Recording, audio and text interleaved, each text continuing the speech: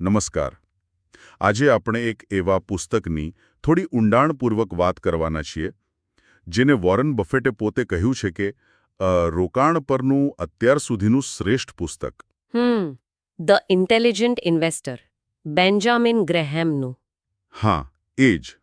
આપણી પાસે આ ક્લાસિક પુસ્તકની એક ડિટેલ્ડ સમીક્ષા છે અને ગ્રેહેમ, જેમને આપણે ઓળખીએ છીએ વેલ્યુ ઇન્વેસ્ટિંગના પિતા તરીકે, એમણે રોકાણ માટે એક આખી ફિલોસોફી આપી છે. તો ચાલો આજે એ ફિલોસોફીના મૂળ તત્વોને પકડવાની કોશિશ કરીએ. બિલકુલ. અને એ સમજવું જરૂરી છે કે આ પુસ્તક છે ને એ ખાલી આ ખરીદો પેલું વેચો એવી ટિપ્સ નથી. ના ના, બિલકુલ નહીં. એનાથી ઘણું ઊંડું છે. આ તો જોખમ વિશે, બજાર કઈ રીતે વર્તે છે એના વિશે, અને સૌથી અગત્યનું, રોકાણકાર તરીકે આપણી પોતાની સાયકોલોજી, આપણી લાગણીઓ, એના પર વિચારવાની એક રીત છે. એકદમ મજબૂત વૈચારિક પાયો છે. સાચી વાત. અને શરૂઆત જ ગ્રેહેમ એક બહુ પાયાના ભેદથી કરે છે, ખરું ને?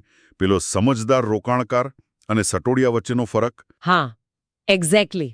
એ કહે છે કે રોકાણ એટલે શું?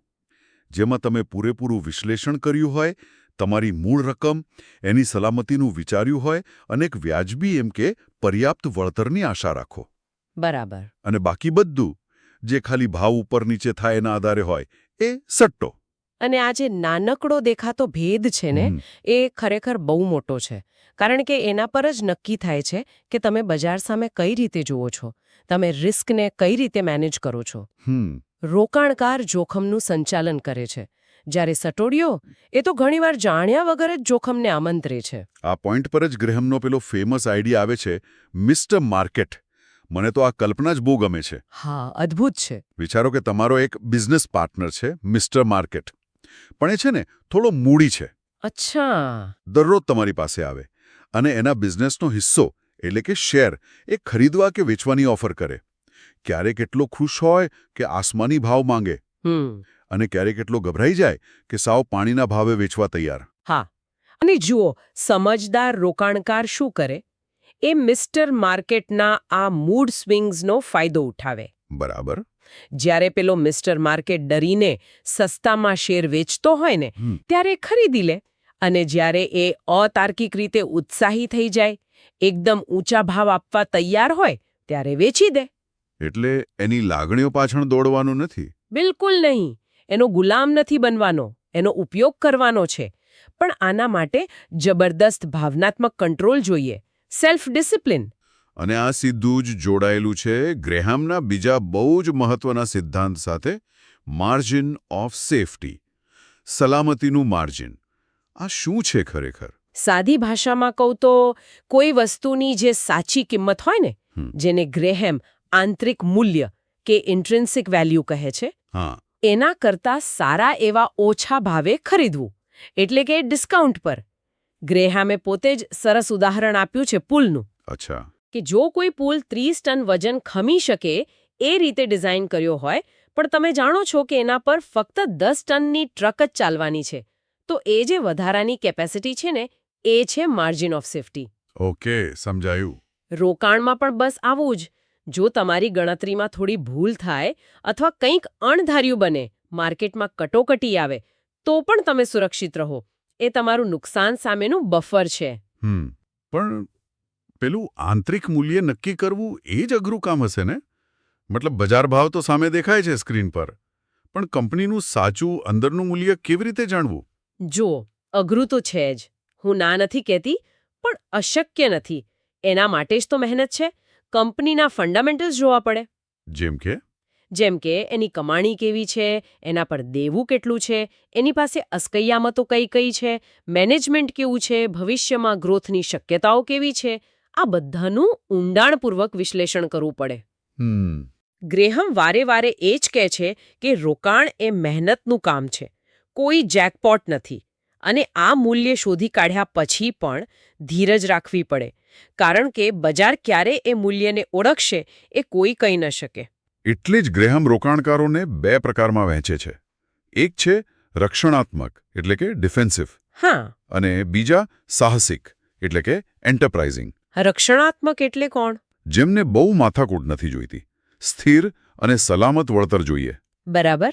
એમના માટે ગ્રેહામ કહે છે કે ભાઈ તમે સારી ક્વોલિટીના બોન્ડ્સ રાખો અને સાથે બ્લુ ચિપ સ્ટોક્સ એટલે કે મોટી જાણીતી સ્ટેબલ કંપનીઓના શેર્સ એનું એક બેલેન્સ્ડ મિશ્રણ રાખો પોર્ટફોલિયોમાં. અને સાહસિક રોકાણકાર? સાહસિક રોકાણકાર એ છે જે વધુ સમય અને મહેનત આપવા તૈયાર છે.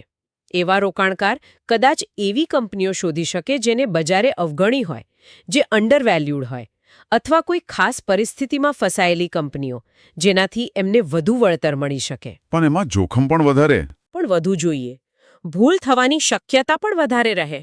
એટલે આખા પુસ્તકનો જે નિચોડ મને લાગ્યો એ છે કે શેરબજારમાં સફળ થવા માટે તમારી બુદ્ધિ, તમારો આઈક્યુ કેટલો છે એના કરતાં વધુ જરૂરી છે તમારો ઈક્યુ, તમારી ભાવનાત્મક સ્થિરતા. એકદમ સાચી વાત પકડી તમે. ગ્રેહામ તો વારંવાર કહે છે ને કે રોકાણકારનો સૌથી મોટો દુશ્મન એ પોતે જ છે. બિલકુલ. કારણ કે આપણી અંદર જે વૃત્તિઓ છે ને, ટોળા સાથે ચાલવાની વૃત્તિ. હા, FOMO જેને કહેવાય. બરાબર. Fear of missing out. બજાર જ્યારે ટોચ પર હોય ત્યારે લાલચ થાય ખરીદવાની, અને જેવું બજાર પડે એટલે ગભરાઈને વેચી દેવાનો ડર લાગે. આ બધી માનવ સહજ નબળાઈઓ છે. એના પર કાબૂ મેળવવો એ જ ખરી કસોટી છે. અને ગ્રેહેમનું પુસ્તક આ માનસિક શિસ્ત કેળવવામાં જબરદસ્ત મદદ કરે છે.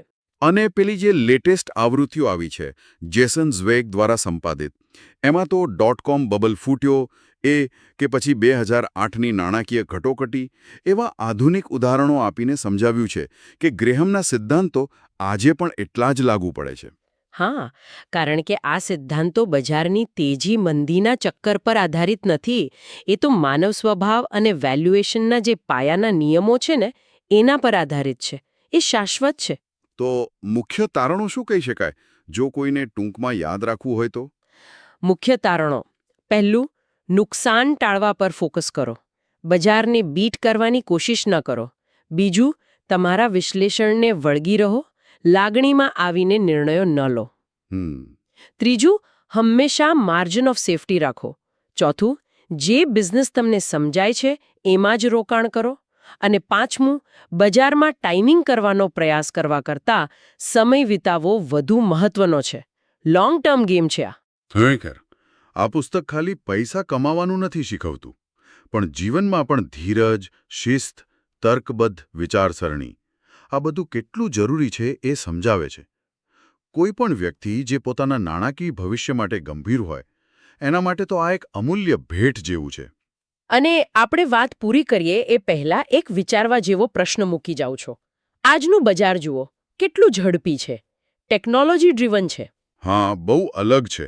ઘણી નવી પ્રકારની કંપનીઓ છે જેમનું મૂલ્ય કદાચ જૂની પરંપરાગત રીતે માપવું મુશ્કેલ લાગે. જેમ કે ટેક કંપનીઓ, પ્લેટફોર્મ્સ. બરાબર.